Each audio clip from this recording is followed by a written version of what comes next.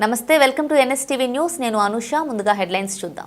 కోనసీమ తిరుమలగా సుప్రసిద్ధ పుణ్యక్షేత్రమైన వాడపల్లి శ్రీ వెంకటేశ్వర స్వామి వారిని Telugu Desam party polit bureau సభ్యులు, శాసన మండలి మాజీ డిప్యూటీ చైర్మన్ రెడ్డి సుబ్రహ్మణ్యం గారు సోమవారం దర్శించుకున్నారు.